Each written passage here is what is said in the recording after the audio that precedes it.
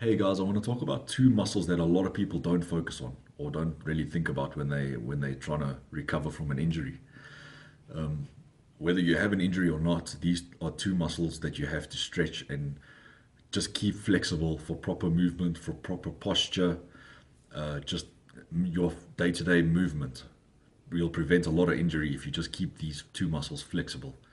The first is your hip flexors, which is the psoas muscle. So your flexors and that deep muscle inside, which connects the top half of your body to your legs.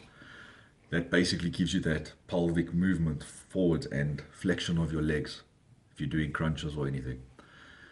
That muscle is not ever spoken about in general because it's like a stabilizer muscle. But that muscle, if that muscle is tight, it's going to affect your posture, especially when you're sitting. Your pelvis is not going to tilt the way it should.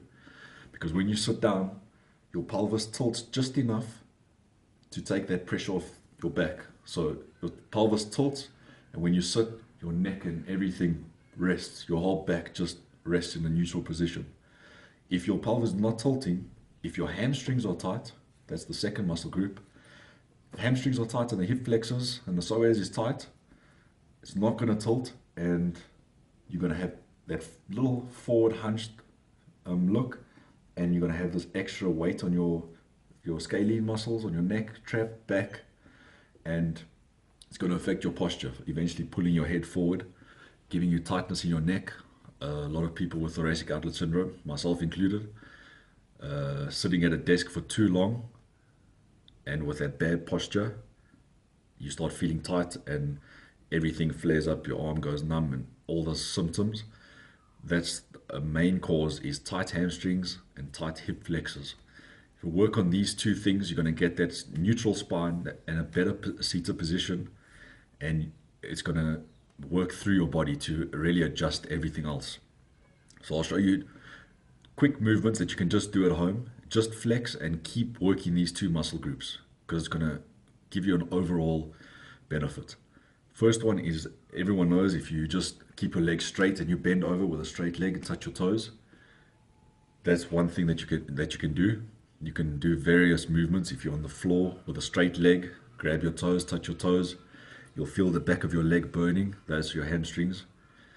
Okay, this you can just do against the wall. You're going to place one leg flat against the wall and use your other leg for stabilization. This is going to keep your body in a neutral position so that you don't overextend and hurt yourself.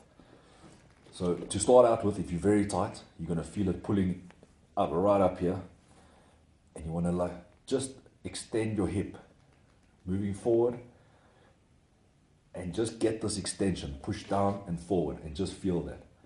It's going to be very tight. When you get to a level to sit up, you can eventually sit up, and that's